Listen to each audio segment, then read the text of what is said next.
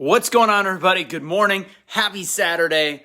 I was, gonna not talk this weekend, but I realized what I really like to do is these lives and, talk and rant, especially right after I see something that bothers me. So share this out there, get the algorithm going. 1 week away from Operation TBA, Operation Take Back America, between Primetime Patriots, Be the Change, with a little help from American Snippets, where we are going to talk about how we are going to get our country back with logic, with voting, with actually having conversations with other people. That's what I'm going to talk about. But what I want to talk about right now is how much I miss sports. Why do I miss sports so much? Because I don't watch it, because it's become pandering, virtue signaling, absolute and utter 100% garbage. So I was at the gym today, getting my swole on, and it's kidding. I'm literally just trying not to be fat anymore. So I get to the gym, I'm watching, and all I see is the video. And it is a whole ESPN2 special on Black Lives Matter. And God, it's so hard to say how much I hate Black Lives Matter. Not because Black lives don't matter. I literally think that there needs to be so much done to make Black lives better and do all these different things. But Black Lives Matter is a movement that if you still think has any positivity behind it, you're literally on drugs. So you look at it, hey Nate, what's going on? You look at it and you say, what's up with how do you go about things in order to fix Black Lives Matter as an organization, as a movement? Like, well, yeah, but Black lives still matter. Yes, they do. Absolutely, 100%. But when your organization is so drastically flawed, you've collected $100 million without doing anything for the Black community except for having a founder buy multi-million-dollar homes in an all-white neighborhood in California. When asked about it, she goes, well, part of Black Lives Mattering is my family. Shut up. So, with that said, you have all these WNBA players that are virtue signaling, and they're showing these t-shirts, and it's like, how do you fix a Black Lives Matter movement and still not be like Black lives don't matter? You have to figure out a middle ground. So what has to happen, and I'm saying this right now, what has to happen is people that are in positions of power, like people in the WNBA, NBA, Major League Baseball, that are Black or are a loud white loud voice for white liberals as well, to say, you know what, Black Lives Matter, but we have to condemn the Black Lives Matter organization. I don't think you need to create a new word like Black Lives, all Black Lives Matter, whatever, it doesn't matter. But as long as your come from is Black Lives Matter, the organization sucks gigantic balls, and I said that, I just said that live, it sucks.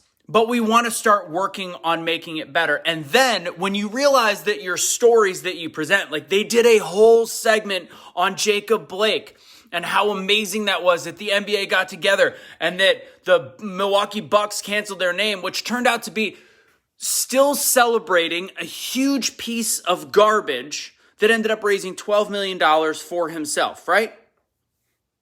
His family, GoFundMe's. A guy that fought the police, literally destroyed the narrative that why don't you just tase people? Because they tased him like multiple times and he still got in his car. So they have these WNBA players that they're showing that had bullet holes like drawn in the back and these images of him. And then they did a whole video on Breonna Taylor. This part just got me. That's actually what caught my attention, which made me want to literally stab my eyes out with an ice pick.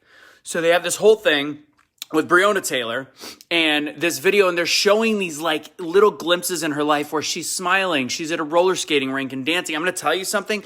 Really crappy people also have really good videos of them looking happy as well. They forget the narratives. They have this girl all over their t-shirt, and like this is when they're warming up, going into games, say her name.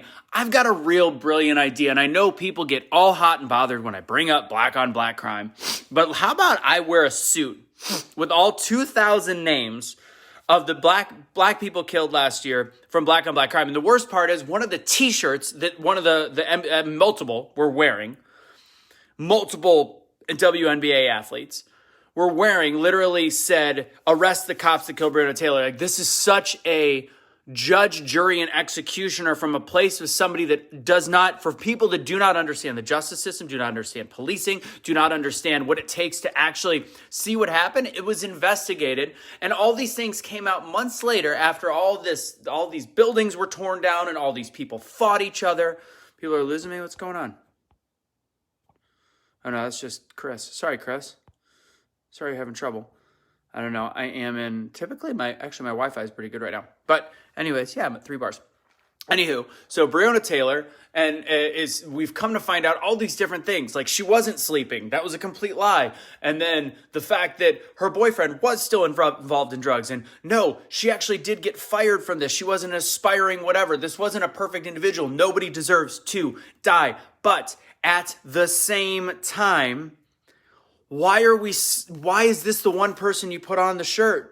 You've got 2,000 people a year, and many of them, because of the no snitch policy that we know Cash talked about a whole bunch, because of the no snitch policy, nobody knows who their murderers are. They just keep going. It's a perpetuating system, yet you're worried about one person that boyfriend was involved in drugs. There was a no-knock warrant served because it was legal at the time, and on top of it, they actually knocked, and the boyfriend shot back at the door. So what the hell? Why is ESPN virtue signaling to a point where we're separating the core of ESPN, which is sports?